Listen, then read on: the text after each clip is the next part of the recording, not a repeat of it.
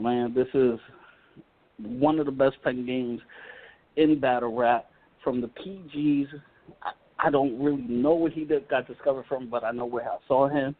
And against JC, Summer Madness 2, Lux versus Calico, Mook versus Iron Solomon. I know people that were there for the Summer Madness 2 PGs and the Summer Madness 2 event. They said him and versus JC was the battle of the night. And beat DNA, according to me, went toe-to-toe with some of the heads, had possibly battle of the year last year with Iron Solomon. Welcome Chilla Jones, even though I don't like him that much. What up, Chilla? Chilla was good. Shut the fuck up, Jesse. Nah, what's good, man? You know, it's all love, man. What's good, y'all? Not much, man. How you doing? I'm good, man. You know, regular, man. You know, that's what I always say. I'm regular, man. You know, happy to be alive, bro. Damn, you don't sound like somebody who just came off of a clear 3-0 this past weekend. Are y'all like surprised? Because he always sounds bored. Like, are we? I mean, if I had a clear 3-0 over Lux, you know, I would sound different. But I beat somebody I beat somebody that I was supposed to beat. Damn. You know what I'm saying? So it's and that's, you know, I mean, you can take it how you want to take it, but I think most people expected me to beat Bourne. You know what I'm saying? Like, it wasn't a test for Chilla. It was a test for Bourne. You know what I'm saying? So I just did what I was supposed to do. I respect that. Before we get into the battle, let's run down the history. Like, where did you and Bourne rivalry start? Because I from what I remember, it was a back and forth online that it seemed like it was going to get tense. So I want to know where that whole thing started first. Right. So really it started, the very beginning of it is this. And listening to Jesse's intro, I'll shed a little light as to like where I came from and all that as well. And so I used to run a league in Boston, 2010, 2011, called Shark Tank Battlegrounds. You know, I was one of the first like non-URL grind time King of the Dot league owners in America. You know what I'm saying? I had one of the very first leagues. And so I was building up talent in New England. I had a dude by the name of Interstate Flames who I was building up. Shout out to Interstate Flames. He got a couple of trap battles. Right. I was trying to, push him to the next level. I ended up doing a battle in Boston versus some dude who called me out on the radio. I didn't write for him. I used like mixtape verses from 2 years before that and smoked them. But after that, like I kind of got the city hot when I did that because that dude had been kind of smoking everybody he was battling, and so when I took him out, it made a lot of noise, and so I guess Interstate Flames felt the way that happened, and he was like, all right, well, you got to come see me now. And so me and Interstate Flames battled, and, I beat him, and it was that footage that Norb saw, around the time, maybe like early 2011. Norbs, John, Mickey Fax, X Factor. There was a lot of people who saw the footage and was like, yo, this dude is crazy. He sounds, he's a breath of fresh air. He sounds different than everybody else. He don't rap the way everybody else rap. Like, we gotta try to, put him on the PGs.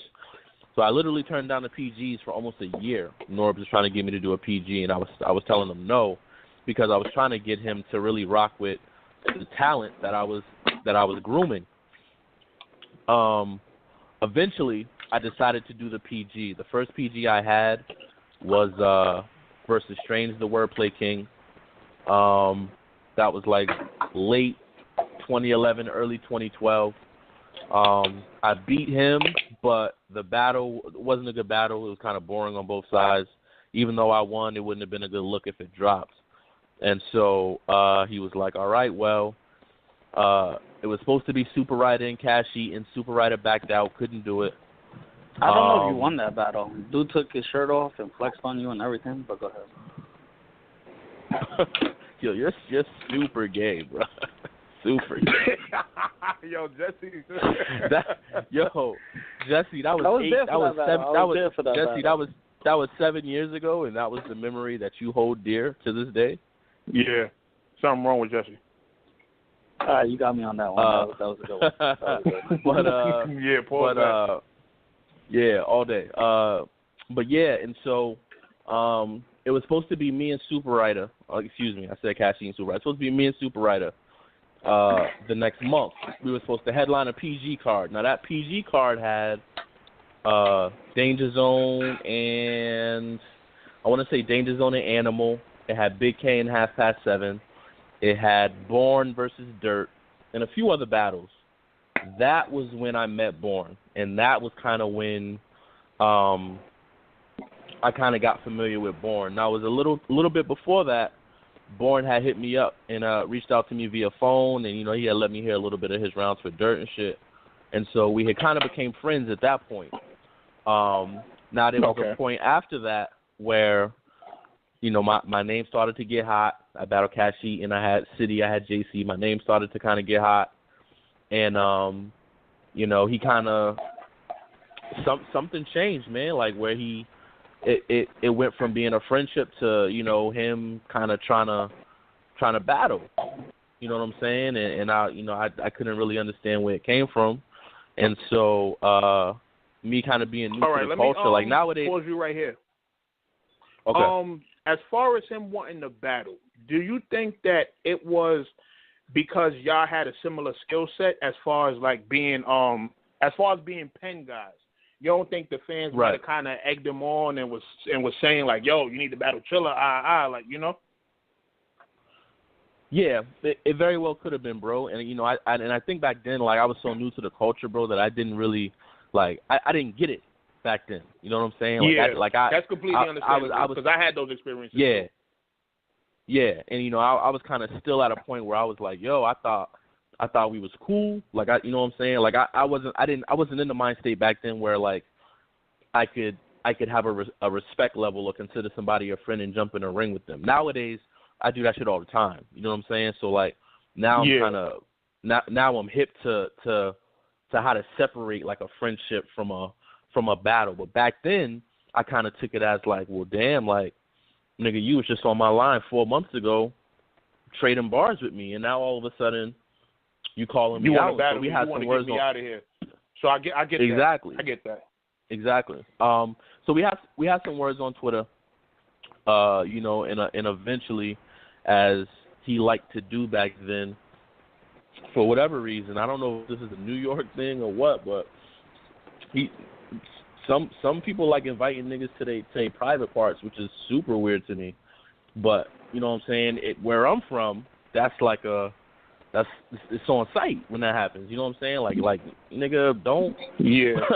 Like, you know what I'm saying? And so he had let something like that slip out his mouth. You know what I'm saying? He let something like that slip out his mouth, and then I was like, was this something that might have triggered that, or it just like came out of nowhere? Nah, I mean, we was going back and forth, but up until that point, it definitely wasn't nothing that was going to spill over into violence or anything like that, or it wasn't anything that was super tense.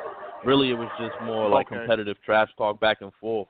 You know what I'm saying? And so when it got to that point, I was just like, all right, bro, well, you know what I'm saying? If we don't come to a resolution before I see you, then it's going to be what it's going to be. You know what I'm saying? And a few days later, through a couple of mutual friends that we had at the time, you know, he had reached out to me and was like, oh, my bad, bro, I was tripping, and kind of apologized. And so I apologized. So I was like, my bad. I was like, I can apologize for whatever I did that got you to that point. And from there, like, you know what I'm saying, we kind of kept it competitive, you know what I'm saying? Not on no spilling outside the ring type shit, competitive. But that's kind of when the rivalry started. So this was like, you know, early 2013, maybe even before that, to be honest. So like 5 or 6 years in the making. It's been him taking shots at me in battles. I took a shot at him in a couple of battles. You know, and it's kind of just, I think it got to a point where people are like, Chilla is never gonna take Bourne. The battle's never gonna happen. Like, I think a lot of people who wanted to see it, you know, back around that time, kind of just lost hope and thought it would never happen. Yeah, I definitely did.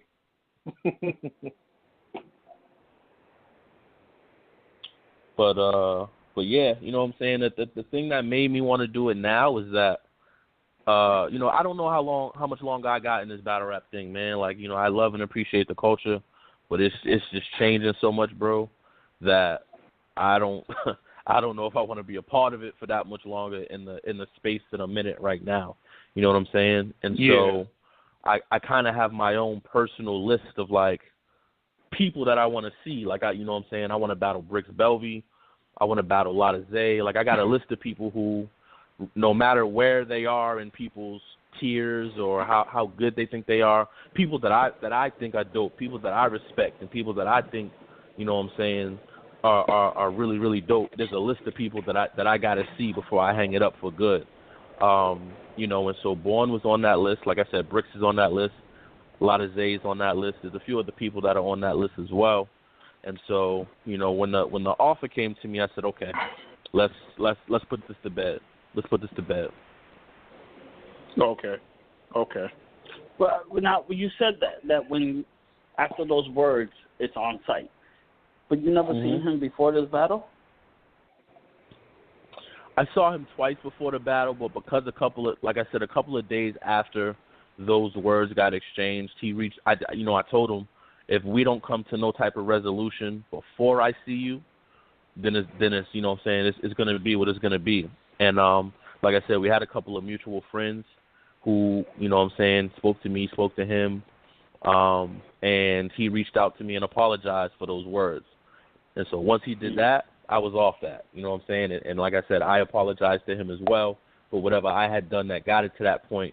And so from there, it wasn't like a on-site type of thing, you know what I'm saying? It stayed strictly competitive battle rap. So that's what it's been for the past 4 or 5 years, just like battle rap stuff. Okay. Gotcha. Now, take us into the battle. First off, shout out to Close Combat Battle League. Explain how the battle got set up. Yeah, you know, Roger reached out to me. Shout out to Roger, Close Combat Battle League. He reached out to me, man, and was like, yo, kind of introduced himself as a fan of the culture, trying to start up a league. And he basically said me versus Bourne is one of the matchups he's always kind of wanted to see. And he wants to bring it to the people. You know what I'm saying? And so I'll tell you, usually what happens, Mercy, is people will hit me up. Like I've had Black Ice. Like I've had a lot of 2 or 3 different leagues, Black Ice, Guerrilla Warfare. Like I've had leagues hit me up about the battle, and I give them a price, and they don't like the price. You know what I'm saying? Because I price it different for the fact that I'd never wanted the battle per se. You know what I'm saying? Like I said, he's on my list, but it's one of those battles where I was like, there's so much history behind it that, you know, it was the same thing with QP. Like I priced it different. I price grudge matches different than I do every other battle, because I know what kind of battle it's going to be. You know what I'm saying? Because I know what kind of performance I'm gonna give, because it's not just competitive for me. It's like there's a real genuine motivation to smoke somebody's boots in those situations. And so you know, Roger came to me, and I gave him a price, and he was like, okay, well, I'm gonna shake things up a bit for you. I want this battle to be judged. So I gave him another price that was even higher than that. And he was like, you know what? Sheesh. I'm going to even give you more than that price, just so you can see how serious I am about making this happen. He was like, and I'm going to give the winner $500. And from there I was like, okay, if you got that price, then let's do it. You know what I'm saying? So, you know, that was how the battle got locked in.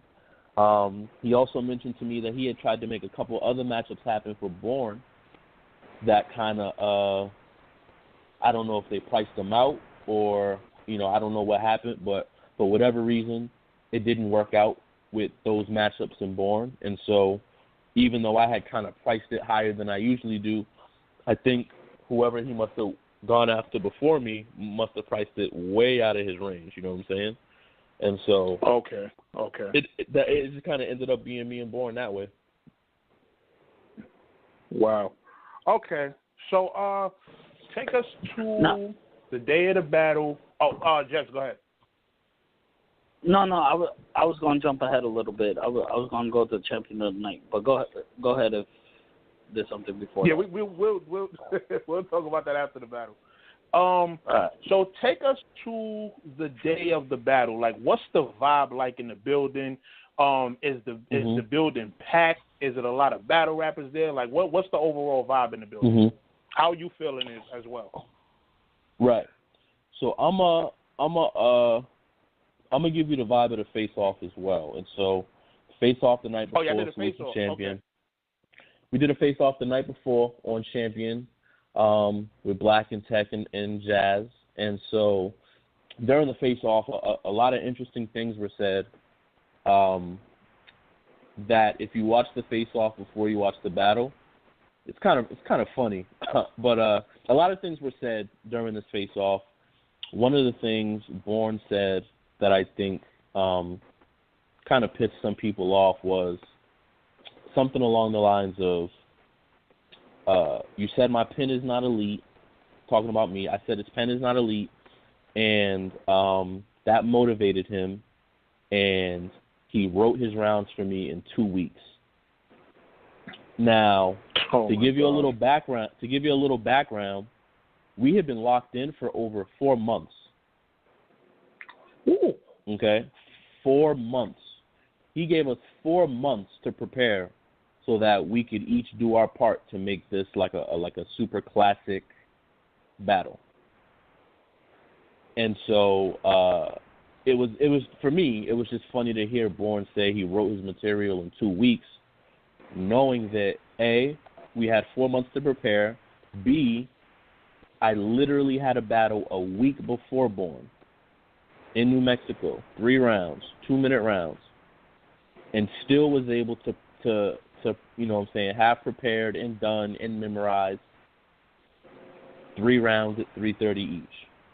So it was just funny, you know what I'm saying, like the way the face-off played out and some of the stuff he was saying was interesting. But the vibe in the face-off was I dope. did an interview with, I agree with what you're saying, but I did an interview with Rex, and he says, I just wrote my round 2 weeks, and I started laughing, and he was like, no, I'm serious, this was back in the day. And he was like, there's some of us that just are shaped that way, that we don't, like, even if it could be locked in, we have to write it 2 weeks before, so maybe that's just his writing style, to be honest. It could be, you know what I'm saying? It definitely could be, and I know there's a lot of battlers like that, and to be honest, Jesse, there's a lot of battlers that will even write their stuff closer than 2 weeks. You know what I'm saying? And right. That's what I mean. So I don't know if he meant any disrespect by it, you know. But I didn't take it as disrespect toward me because I don't care. I don't care what he wrote. I was gonna beat him anyway in my head. You know what I'm saying? That was just my mentality. But I think some of the fans and potentially even the league owner took it a certain way, because the thing about Bourne you have to understand is he has a problem with preparation. He has a problem with not remembering his material and certain things like that, where the more time and effort he's putting into it, I think most of us think the better off he's going to be come the day of the battle. And so if he only gave himself 2 weeks to write 3-minute rounds and memorize it, when he potentially had up to 4 months, even if that's his process, you would think that because of the magnitude of the battle, like, no matter what my process is, Jesse, you tell me I got Loaded Lux 4 months from today, I'm writing tomorrow. Yeah, you're right. You're right. You know what I'm saying? Now, I'm not Lux. You know, yeah, exactly. I'm not Lux, so I'm not saying Bourne should have necessarily like treated me as such, but to have 4 months and to wait 2 weeks before the event to really, really lock in, I think he did himself a disservice, and I think he did everybody who wanted to see a clean, flawless Bourne a little bit of a disservice. So with that said, going into the day of the event, I got there maybe around 8. I was with Marv 1, Quest and Cody, and the venue had a good amount of people, man. Overall, I would say the venue had a little over 100 people, which for the middle of Toledo, I think is a pretty good number for the very first event, considering they don't have a lot of battle rap events out there at all. Yeah, so Ohio is a really small little market for battle rap. Yeah, really small. And I know you Mercy, have done some events in like certain parts of Ohio, right? Like maybe like Cleveland or something like that. Yeah, we've done Cleveland, we've done Canton. So it's more so like areas like that don't really get big events. When it is something going on, then it's like the whole city comes out. Like when we had our event in Allentown, we had one of the biggest clubs in the city, and everybody came out. So I know how that is in like them little small towns. Yeah, and so that was kind of the vibe that was there. You know what I'm saying? It was definitely that type of vibe. There's a lot of people there. There was a lot of talking going on. A lot of people excited to see the battles. A lot of people excited to see Twerk. A lot of people excited to see me. A lot of people excited to see Danger, Born. You know what I'm saying? Like people seemed very appreciative of there being an event in Toledo, which was super, super dope. And those tend to be my favorite events. And so, you know, obviously, me and Born were the last ones up.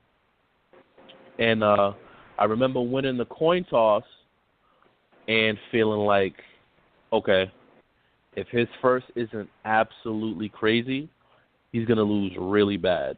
Because one thing I know about Born, studying Born, is, and he's always been this way, he feeds off the crowd. That's how he's always been.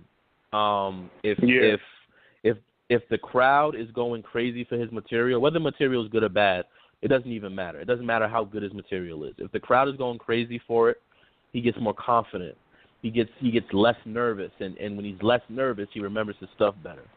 When he feels like the crowd is against him, and when he feels like the crowd is against him, or when he feels like he's not getting enough reaction or the reaction that he deserves, it makes him nervous. It makes him, you know what I'm saying, he struggles kind of keeping his emotions in check, and that's what kind of causes him to get flustered or frustrated and, you know, forget one line or say something wrong and have to bring it back. Like, he gets really, really, really nervous, man, and you know, I could tell by the way the first round was even in the beginning. I could tell by how he was starting. I was like, his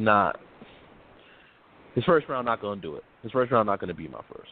So I go in the first. I have a pretty solid first. A couple lines ain't hit the way I thought they would, you know, but I feel like I did enough to win the first. Second round comes around. Bowen has a pretty good second. It was a little better than his first, but he does have a couple off stumbles, you know what I'm saying, like a couple things that weren't so clean with his performance. And you know, in my second, I think when I brought out the career chart, I could sense that it bothered him. You know what I'm saying? And that was that. Oh my God! This there was is a picture of the career. Me dying. Yeah. This is what has me dying. Yeah, about go ahead. The ending of it, like when he gets to the Joe and the line goes literally off the fucking paper, like that shit had me dying when I seen that.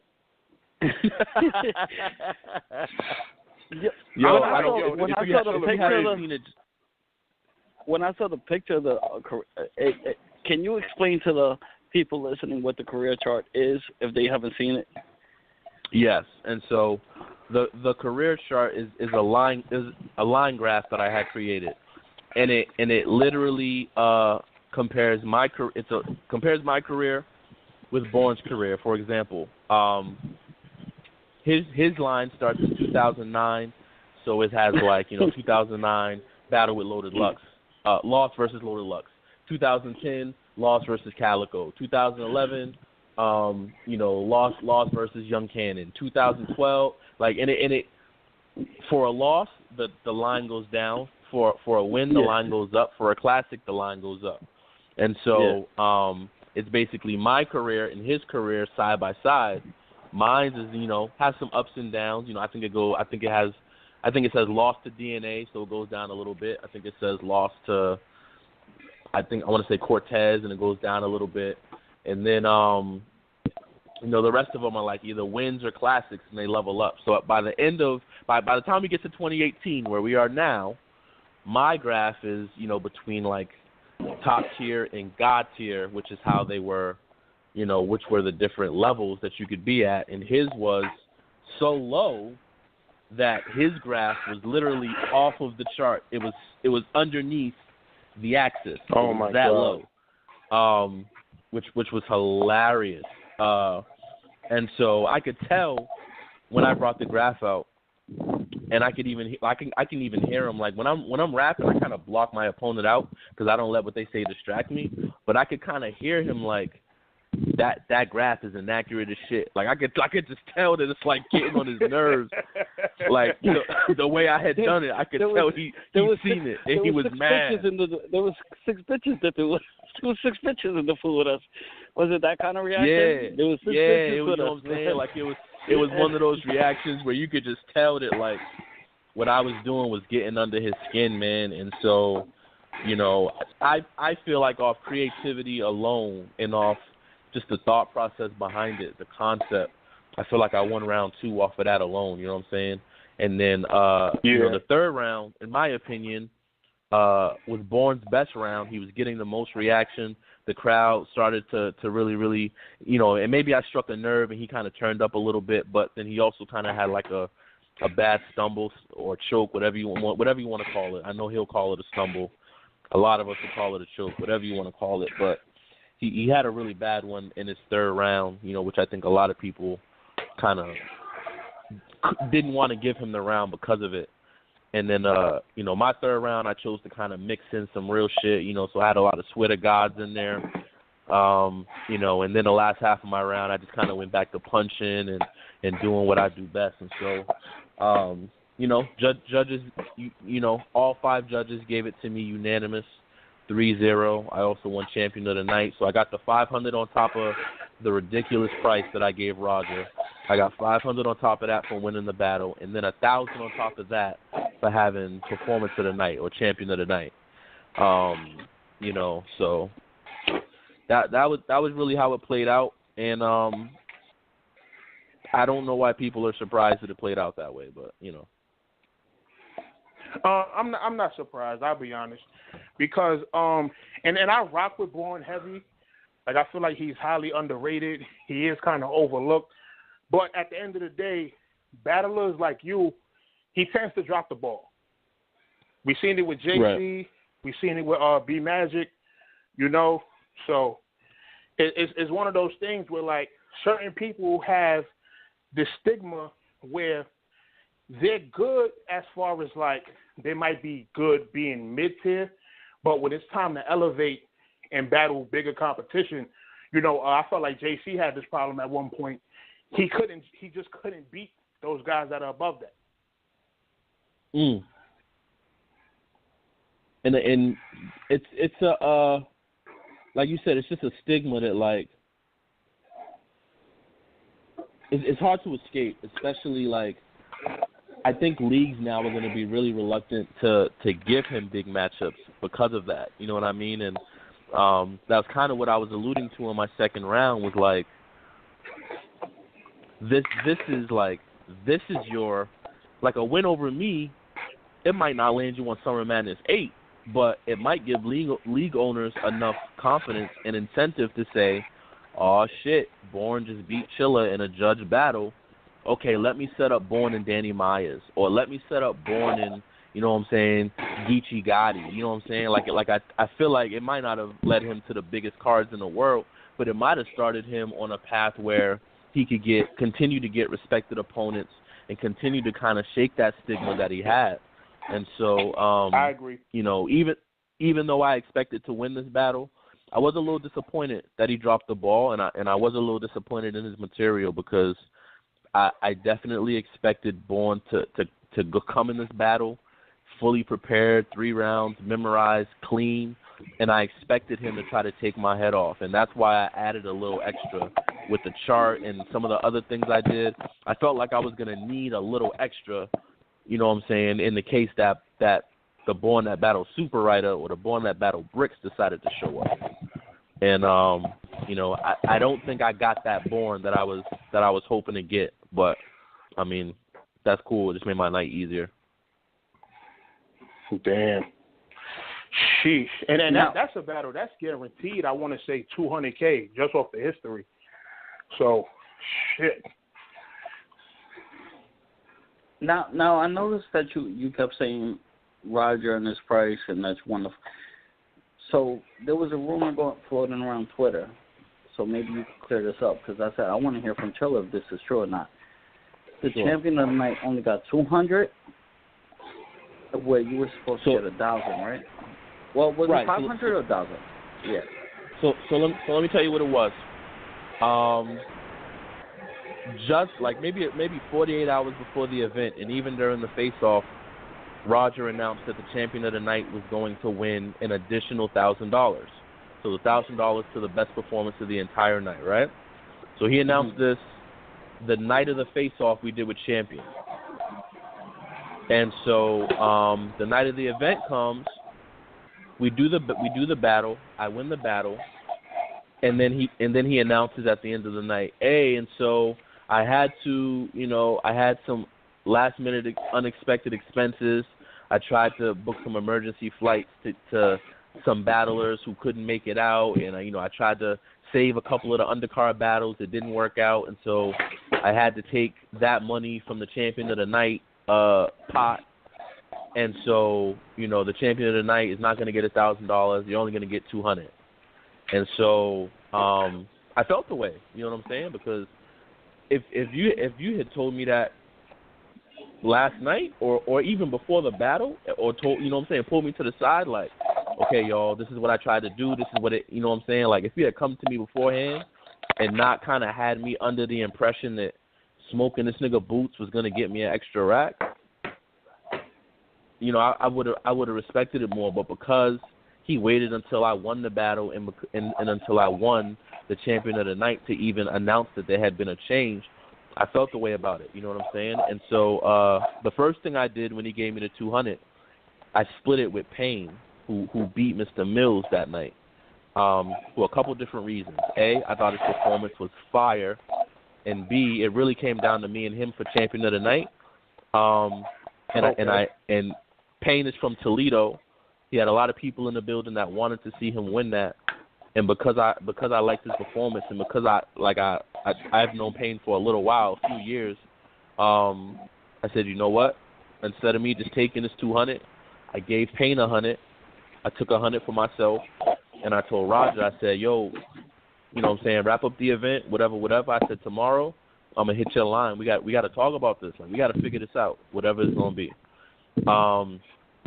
So the next day, I'm back in Detroit with Marvin Quest before my flight, and I got Roger on the phone, and we spoke, and we went back and forth for a second, but at the end of the day, he was a man of his word.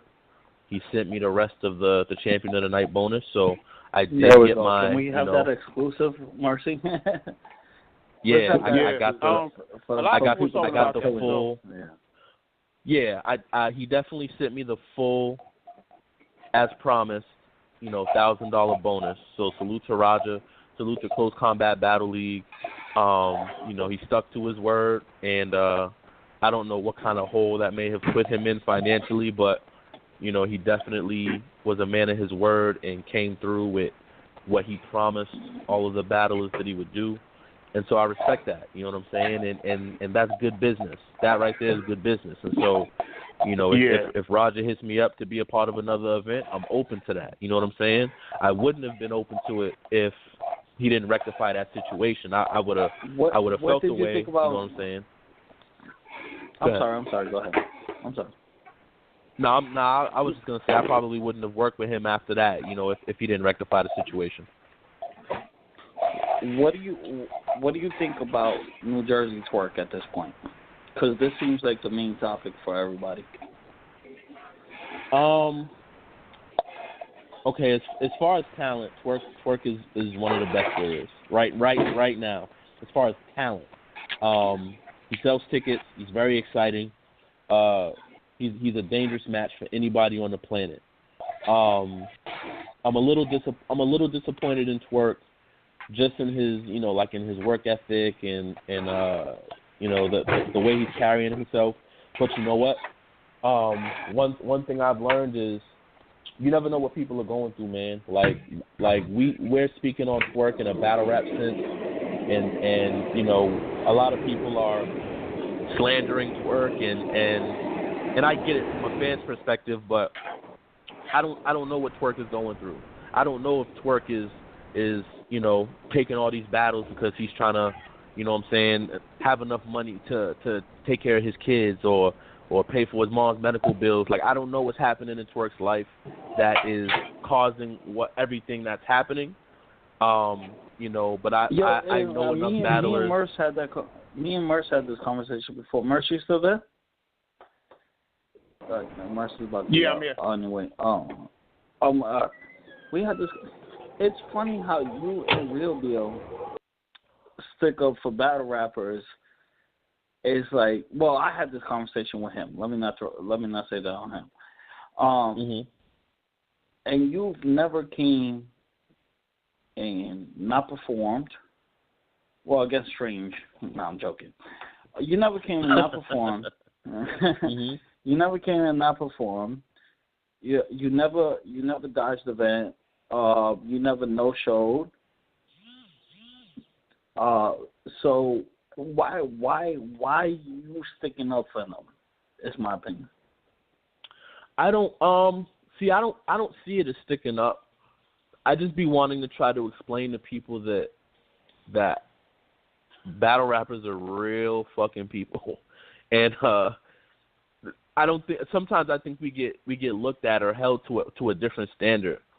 I don't know anybody that never called out of work before.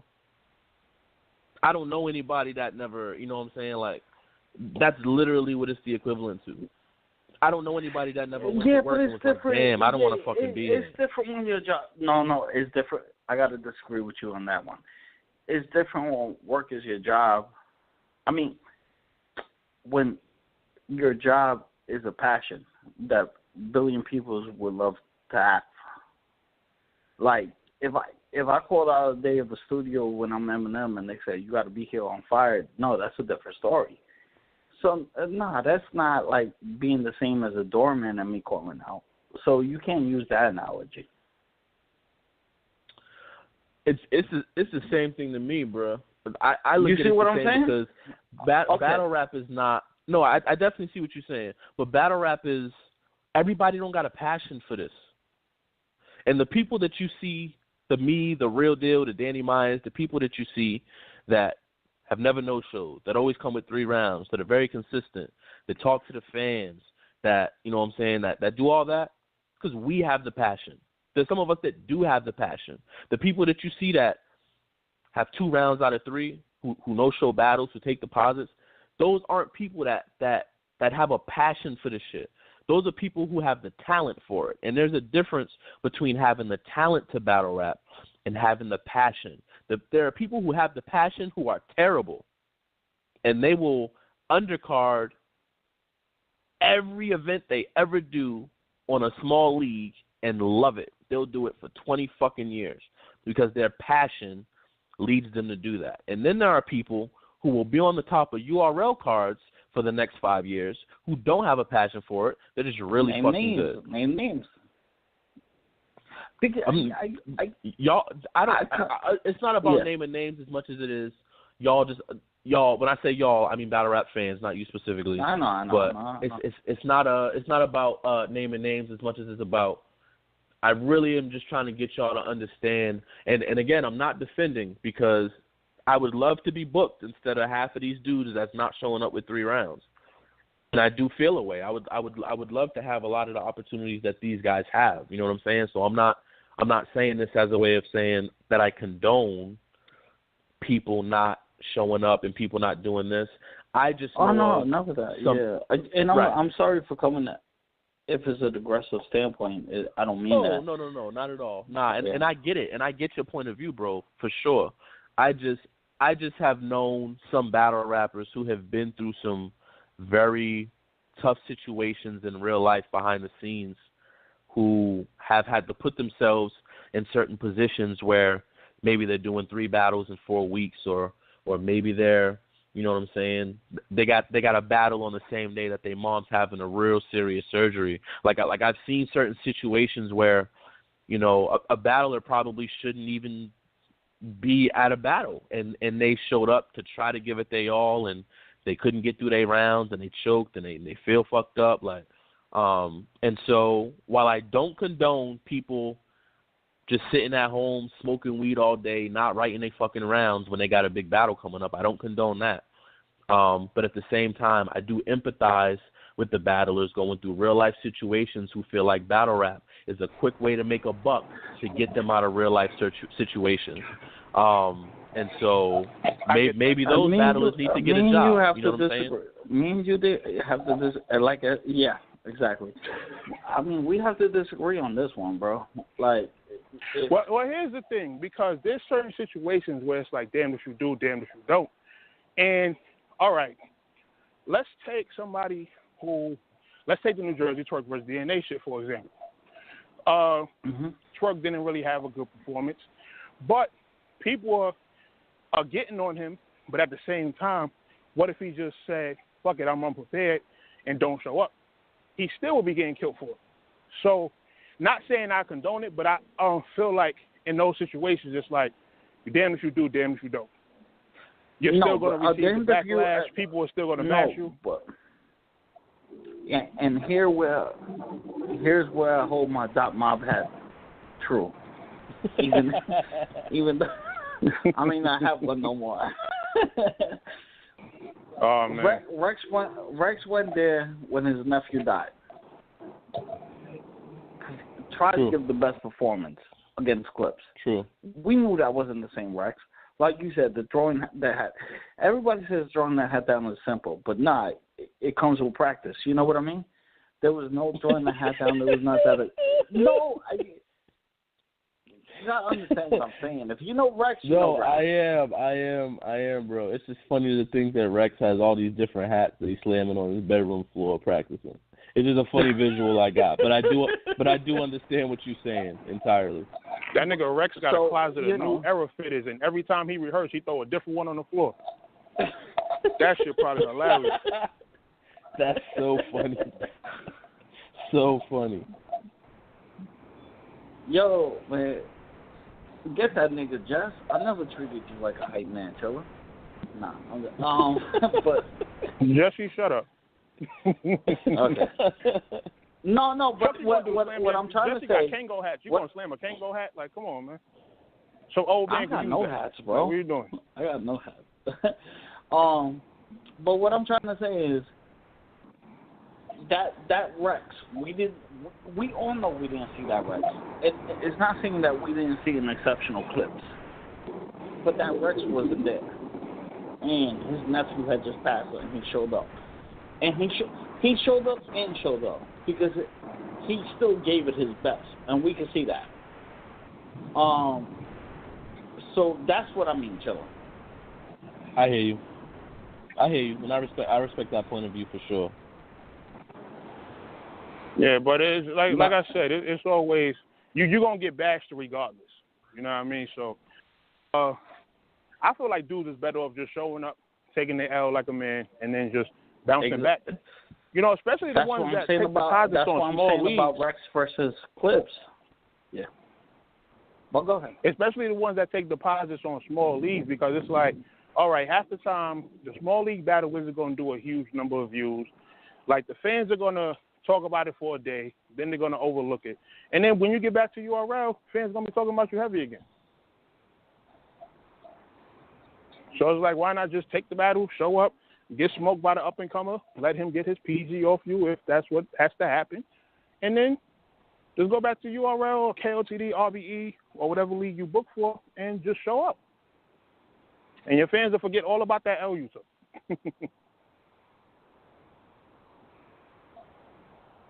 That's a fact, man, and it's fans are fickle that way. Like, you know what I'm saying? It's always been a what have you done for me lately type of sport. You know what I'm saying? Like, people don't care what happened.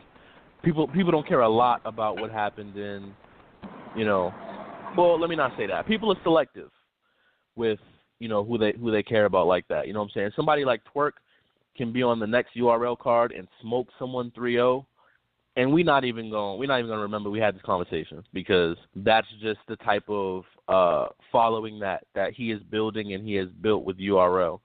You know, I've seen Rock take a lot of criticism lately because of his battle with Hitman. A lot of people feel like Hitman won. If you give Rock, you know what I'm saying, a battle on Volume 3, and he smoked somebody 3-0, we ain't talking about the Hitman battle no more. Nor are we talking about the Goods battle. There's certain people where it's just like, no matter what they do, no matter how bad things get for them, they're one good performance away from that being wiped clean from people's memories. Rock is not meant for Hitman. Rock is not meant. I mean, for the volume. Rock is not meant for volume. My opinion. I think it would be like Rock vs. Clips, the rematch. I think it would have that kind of vibe, which is my favorite Rock. So I would love to see it. But it would have to be a matchup that, like, it would have to be like Twerk. Like, it would have to be a really, really good matchup for Rock, in my opinion. I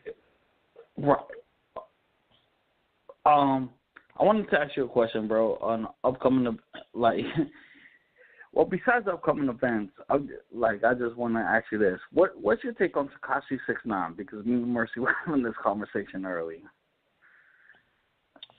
I think he's a terrible rapper. But he's not a rapper. A rock star. Oh. That's what they said on Angie Martinez's show. Does he make good music or not? I don't like his music, but yeah, I mean that's just me. I don't like his music. I don't think he's that talented. As a musician, if we're not going to say a rapper. But the only thing I like about Tekashi is his free spirit. I think his free spirit is dope. He does what he wants. He says what he wants. I think in a lot of ways he lives life the way a lot of us should. You know what I'm saying? Just in terms of, I'm not saying we should go around telling people to suck our dick, and I'm not that wild. But he says what he wants. He does what he wants. He lives life the way he wants. I think that is dope.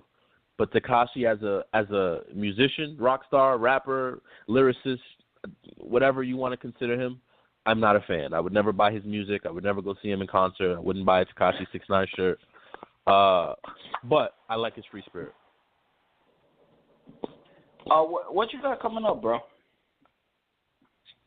Man, I'm on this run right now, Jess. I'm trying to keep my pen sharp in case I get that King of the Dot call for the chain against Ice. And so I had Born last weekend. Obviously, we saw how that played out.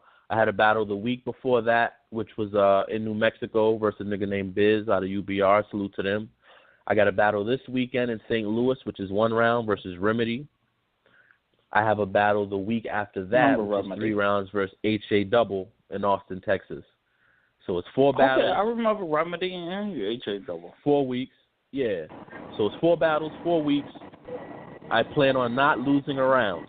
Wait, hold on. And so, since I got called out by HA Double and Newborn and stuff, can I consider myself part of your class?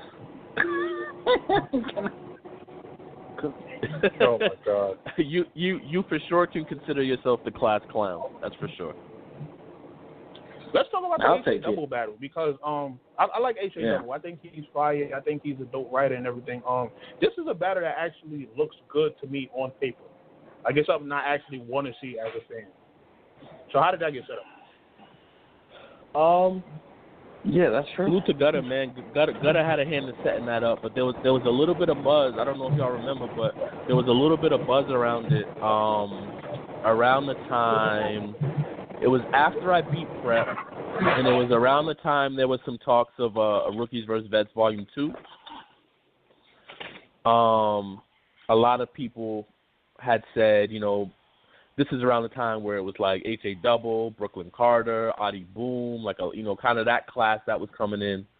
And a lot of people said they wanted to see me and H.A. Double on the Rookies versus Vets 2. They didn't end up doing that event for real. And so the battle never happened. But it's been a matchup since, you know, maybe around 2015 that I told URL that I would do it at that time, you know, and I told people that I was interested in doing it.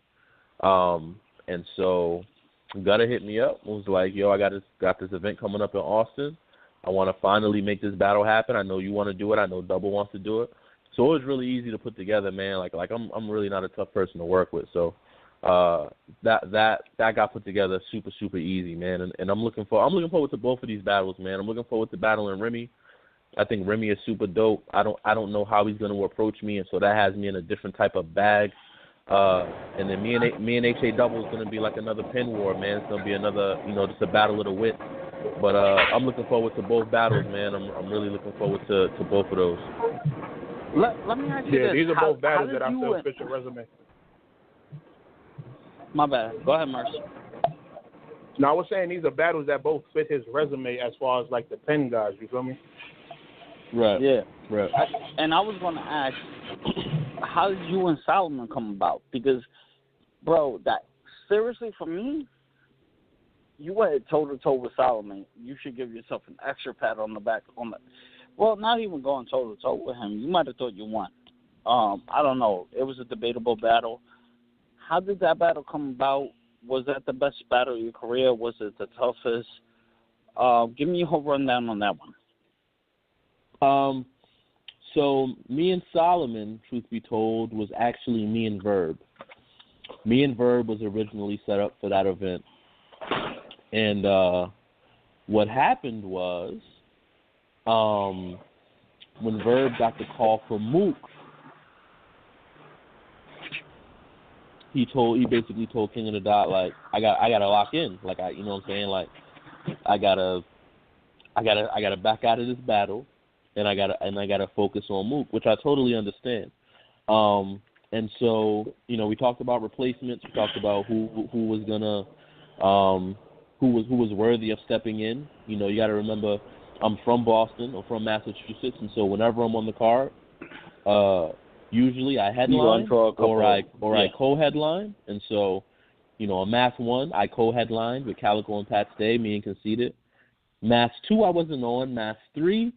I didn't headline, but I had Ilmac on that card, who was a big name in the King of the Dot world. And then this time around, me and Verb was going to be the co-headline with Ice and Nims. And so we discussed Iron, we discussed O-Red, we discussed a couple other names, and me and Iron have always talked about doing the battle. We always thought we would have 3 or 4 months to get ready. But we always talked about doing the battle. So we brought the battle to Iron to see if he wanted to do it. At this time, it was about a month away. So we only had about a month to get ready for each other. And everything I had for Verb was for Verb. Like, I couldn't transfer none of it over. And so me and Iron really put together all 3 of those rounds in about 3.5 weeks.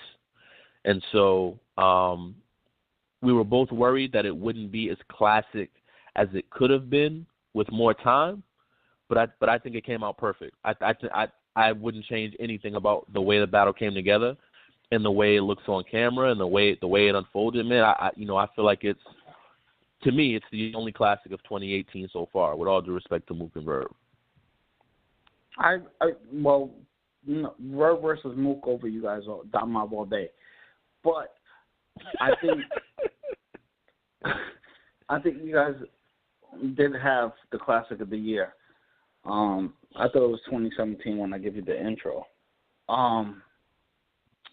With that being said, Solomon said against Big K. I don't know if you watched the ARP event or not. Did you?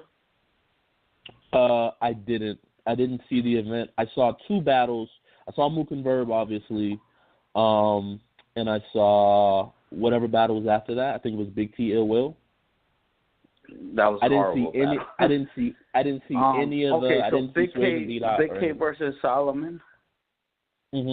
Big K choke. No, this leads into my Solomon question. Okay. Big K chokes a couple times against Solomon. So Solomon does an interview afterwards where they're like, are you okay winning like that? He was like, not really. He said, I consider a battle a feature. So if you don't show up with your A game, this is not gonna be good. Right. And I was like, wow, what a great comparison. Would you do the same? It's similar, like man. If I bring my material, no? See, I mean, I understand the comparison. My thing is this, though, right? I can see how it is very similar to a feature per se. So my only thing with you that, versus JC. I'm sorry to cut you off, but you versus JC is the perfect comparison to that. Right. You know what I mean? Right. No, I do. And the only reason why I don't like looking at it that way is because my intention when I battle somebody a lot of times, it was different with Iron, to be honest. I probably would look at the Iron Solomon battle the same way he did, as a quote unquote as a feature. I can tell you I would not and do not look at the Bourne battle as a feature at all, because my mentality in that battle, especially with it being judged, my number one priority is to win in that case. My second priority is, I hope it's a classic. But my number one priority is I'm trying to win this fucking money. And so I can see in promo battles like me and Iron or 98% of the other battles I've done in my life, I can see how it feels that way. But if a battle is judged, like if I battle Head Ice for the King of the Dot Chain and it's judged, that's not a feature for me. I gotta beat his ass. Like I think I know what he's saying, but I think what he meant is pretty much I want to beat you at the A game. Right. And I understand that for sure. I feel the same way as far as that goes. Like no matter who I battle, if it the Arsenals, the Casitas, the Masks, the Daylights, everybody that I've battled, I've always wanted people to show up on their A game because as a battler, that shows respect for me. So if I battle Charlie Clips and he shows up with 1.5 rounds and freestyles the rest, that shows a disrespect. That shows, damn, you didn't even care enough about this, this battle or quote unquote this song. You didn't even care enough to have your shit ready when you came to the studio or when you came to the. You didn't even care enough. So I mean, that's how I feel, and that's how I look at it. Yeah, but I get the comparison for sure, and I know Iron is somebody who's such a purist as far as battle rap goes. Like, all Iron wants to do is contribute. You know what I'm saying? All he wants to do is give y'all classics. That's why he battles who he battles. That's why he picks who he picks. That's why he performs at such a high level, because his motivation is to make sure every time he steps off the stage, y'all have a 1,000,000-view battle that y'all can watch 1,000 times. That's Iron's personal motivation for, that's how his mind works. That's how he carries himself. There's a lot of people whose mentality is, every time I step in the ring, I'm trying to wipe somebody off the face of the earth. I'm trying to drop 30s all over the place. You know what I'm saying? Whereas I feel like Iron is like, I'm going to battle Chilla. In Iron? Or? No, not at all. Because I think no matter whether you have Iron's mentality or say like someone else's mentality who's just trying to 30 you, I think both those mentalities produce the same result in both of those type of people, which is someone who's always going to show up motivated with their A game. Because if Iron doesn't show up on his A game, it's going to be hard for him to make a classic. If the other person who wants to wipe you off the earth doesn't show up on their A game, it's going to be hard for them to drop 30 on you if you're on your A game. You know what I'm saying? So I think both those mentalities produce the same result. I think Iron just has more of a camaraderie with it where he's like, all right, I'm going to battle JC. Let's try and make a classic on 3 weeks' notice. I'm going to battle Chilla. Let's make a classic on 4 weeks' notice. I'm going to battle Nitty. Let's make a classic in a small room. Like, he's picking opponents, not that he feels like he can smoke, but he's battling opponents that he feels like are going to bring the best out of him. Toe-to-toe with him. Gotcha. Exactly. Let me ask you this last question because we only have a few minutes left here. Sure. Murda Mook versus Aye Verb, bro. Debate of the century. First of all, let me say, I don't know Jazz like that, but y'all niggas are hating on Jazz like crazy to the internet. I don't think she was dick riding him that hard, but let me get your breakdown from it. I have Verb personally 2-1. I gave him the first and the third. And then we disagree on that later, but go ahead. Okay. So, my verdict is I had Mook 2-1. Nice. I feel like the battle is debatable. I don't think it's clear either way. And what I will say is Verb's approach was genius. I was talking about this earlier with Mickey Fax. Verb's approach, especially in the first round, was absolutely genius. He created a divide between Mook and everyone else. Like he put the way I like to say this, he put Mook out on an island. You know what I'm saying? Like even the whole build up to the like who you brought on your podcast, not one of us. You ain't one of us. You know what I'm saying? Like we're different. We battle every 2-3 months. We go through hardships with the fans. We go through this. Like you're not cut from that same cloth. Like you're not one of us. You don't represent us. You're somebody different. And so I think that mentality got the battlers and the fans to ride with Verb right out the gate because it was like it kind of in a way it kind of Verb kind of painted himself as the underdog so well and he made Mook out to be a giant that you wanted to see Verb take Mook out. You know what I'm saying? So Verb's approach in the first was genius. Well, what I said about I'm sorry, but what I say about Loaded Lux versus Calico, build them up and take them down. Like you know, your pops was this man. If you could build them up and take them down in 5 minutes, that's incredible art. But go ahead. Yeah, no, you're absolutely right, and it's definitely a tough strategy to pull off, especially against somebody like Mook. But I think Verb's approach was very masterful. It was flawless. I really liked Mook's second round. I think Mook and Verb's second round are really, really close. I preferred Mook's writing, but Mook did have a couple lines that were kind of maybe a little reachy. And I think Verb had a couple lines that were a little reachy too. So, I feel like people are kind of being selective about, they're either saying, oh, Mook was too reachy and they're not acknowledging Verb's reaches or vice versa. I acknowledge both. And so, when it comes down to it, I preferred Mook second a little more.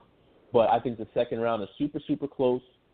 And then the third round I gave to Mook, not only because he raps for 20-something minutes flawlessly, but I literally thought that was his best round material-wise, and because he backed off of the wordplay and the punches, like he didn't, I feel like in the first two rounds he kind of modernized his style, which I liked. Yeah. And I enjoyed. The third round was the Mook that I feel like we saw the last 2 or 3 battles out.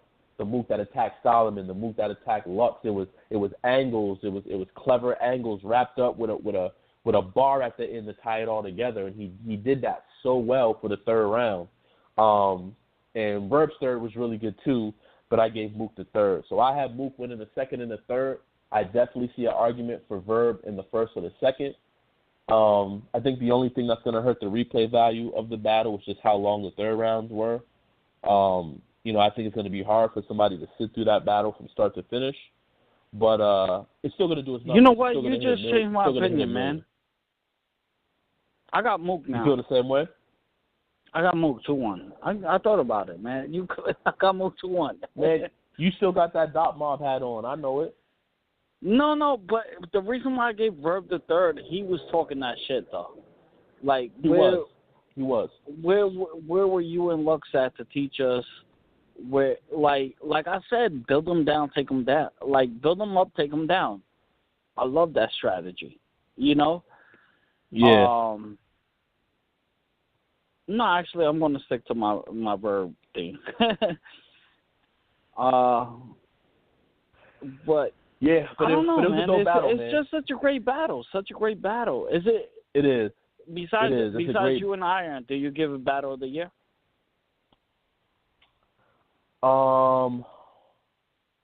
I've heard great things about Swave and B-Dot, so I really want to see that battle.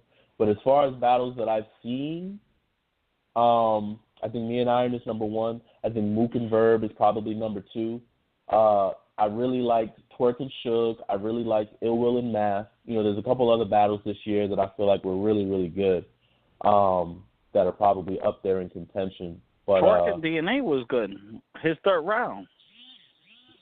I liked DNA second and third. We're out of here, bro. We're out of here. Yo, I'm sorry. It's ending, man. Yo, Chilla, take us out of here. Yo, you know what it is. Chilla Jones, man. Battle Rap Arena. No Mercy. Jesse Rican. You already know, man. Bosstown in the building. Chilla, congrats on the 3-0. We're out of here. Thanks for No Mercy. And Dot Mob,